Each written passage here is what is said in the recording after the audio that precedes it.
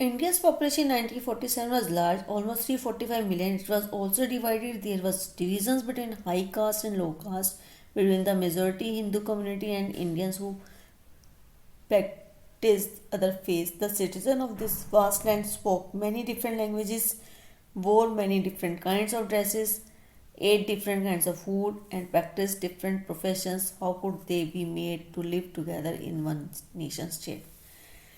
आज़ादी के समय 1947 में इंडिया की पॉपुलेशन बहुत बड़ी थी, ये 345 मिलियन थी और ये कई चीज़ों में बटी हुई थी। इसमें डिवीज़न थे हाई कास्ट और लो कास्ट के, मेजोरिटी और माइनॉरिटी के, हिंदू कम्युनिटी और अन्य फेस को मानने वाले लोगों में। लोग अलग अलग जगह पे रहते थे, उनकी लैंग्वेजेस अलग थी, का कल्चर अलग था, उनका ड्रेस और डिफरेंट काइंड के फूड खाते थे, उनकी डिफरेंट प्रोफेशन थे, जिसकी वजह से बहुत ज़्यादा डाइवर्सिटी थी उनकी लिविंग में। तो इन सबको एक नेशन स्टेट के सिटीजन के रूप में संगठित करके रखना था।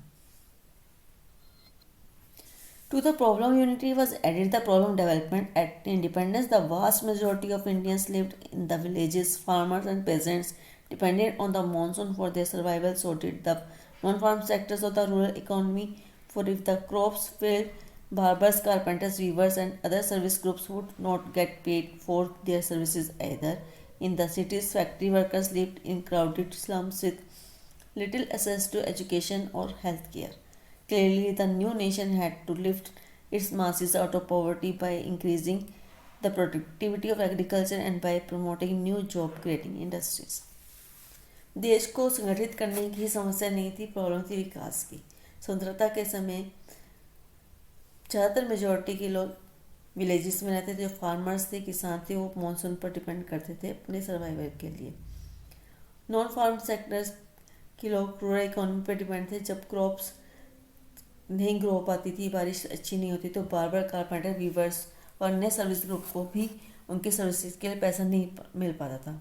सिटीज़ में फैक्ट्री वर्कर्स थे, उन्हें क्राउडेड स्लम्स में रहना पड़ता था। एजुकेशन और हेल्थ फैसिलिटीज़ को नहीं अवेल कर पाते थे। नए नेशन को इन सभी चीज़ों को देखना था और देश को में से पॉवर्टी को कम करना था। इसके लिए एग्रीकल्चर प्रोडक्टिविटी को बढ़ाना जरूरी था और नई जॉब्स क्रिएटिंग इंडस्ट्री को स्थापित करने की आवश्यकता थी।